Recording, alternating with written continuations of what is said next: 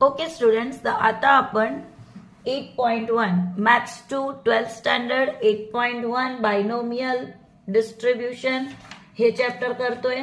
8.1 आहे त्याचा question 1 exercise 8.1 चं. ओके, अ डाइज बघा क्वेश्चन काय सांगितलंय. A dice thrown 6 times, it's getting the odd numbers is a success, find the probability. आपल्याला त्याची प्रोबेबिलिटी काढायची आहे. Okay, 5 success, at least 5 success and at most 5 success असं विचारलंय. बघा मी ते गणित लिहिलेलं आहे. Okay, a die is thrown 6 times of getting and odd number is a success, find the probability.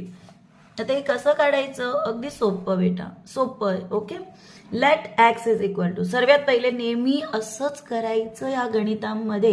X is equal to assume करा number of success that is number of odd numbers. आपल्याला इथे सांगितलंय की getting odd number असं आपल्याला सांगितलं, आपल्याला odd नंबरच पाहिजे. तर number of successes that is number of odd number. P means probability of getting an odd number in single thrown of a die. Okay, असं विचारले की एका सिंगल डाय आपण केला तेव्हा प्रोबेबिलिटी किती असेल ऑड नंबर मिळायची. तर बघा आपण इथे लिहिलंय, सर्वात पहिले या गणितांमध्ये पी आणि क्यू काढायचा असतो. आपली एक फॉर्म्युला आहे पीएमएफ काढायची. Okay, probability mass function. Okay, असं म्हटलं जातं, ते काढायची आपल्याला. पी आणि क्यू पाहिजे असतो. तर पी इज इक्वल टू काय आलं, 3/6 इज इक्वल टू, आपण डिवाइड केलं तर किती मिळेल, 1/2. आपण माहितीये की डायज वरती 1 2 3 4 5 6 असे 6 लिहिलेले असतात. ओके, 6 पेक्षा जास्ती नंबर्स नसतात, 6 पर्यंतच असतात. आता ऑड नंबर त्याच्यातनं 1 3 आणि 5, तर अशी 3 प्रोबेबिलिटी राहतील की 3 वेळ आपल्याला ऑड नंबर्स मिळू शकतात. एक तर 1 मिळेल किंवा मग 3 मिळेल किंवा मग 5 मिळेल. तर म्हणजे की ऑड नंबर मिळायची प्रोबेबिलिटी किती आहे, शक्यता किती आहे, 3 डिवाइड बाय 6, डिवाइड केलं 1/2. आता क्यू कसा मिळेल, तर Q is equal to 1 minus P करा.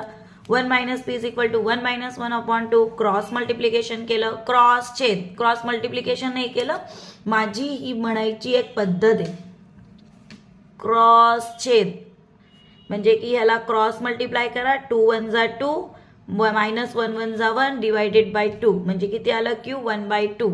ओके, नाव आता एन इज इक्वल टू किती आहे तुमचा 6. एन कुठून मिळालाय, जो डायज वरती किती नंबर्स असतात 6. तर असं लिहिलं जातं, X is similar to B.6 1/2. ही एक बायनोमियल डिस्ट्रीब्युशन मध्ये लिहायची पद्धत आहे की X is equal to B ब्रॅकेटमध्ये लिहिलं 6 म्हणजे की 6 मधनं आपल्याला 1/2 प्रोबेबिलिटी मिळू शकते. 6 डायज वरती नंबर असतात. ओके ओके बेटा, मग आता पुढे काय, पीएमएफ काढायचंय. पीएमएफ काढायसाठी आपल्याकडे फॉर्म्युला असते, P X is equal to N C of X P raise to X Q raise to N minus X. बघा 8.1 मध्ये सगळे गणित, सगळे एक्झाम्पल्स ह्याच्यावरच आहेत, हीच फॉर्म्युलावर आहे. P X P M F, P X is equal to N C X P raise to X Q raise to N minus X. आठवण ठेवायचं. आता मी इथे सगळं पुट ऑन करेल. आपला एन किती आहे 6. ओके, एन किती आहे 6.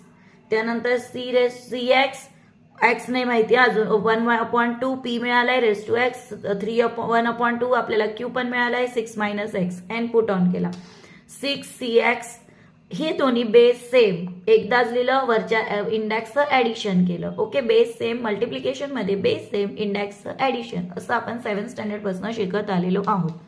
Is equal to 6 C X 1/2, 1 X minus 1 plus 1 cut झाला, काय आला, ओनली 6. ओके, आता आपल्याला फर्स्ट विचारलेलं आहे आपल्या गणितात की 5 सक्सेस मिळतील. P is equal to 5 success. तर P X is equal to किती पुट ऑन करायचं आहे, 5.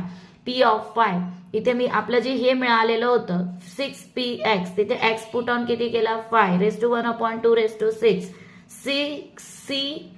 6 मायनस 5. असं जर आपल्याला एक कमी मिळते तर आपण त्याला म्हणू शकतो 6 मायनस 5, 1/64, 6C1 1/64. परत आपण आता काय करूया, 1/64, 6 इंटू 1/1, कुठून आलंय, दिस 1.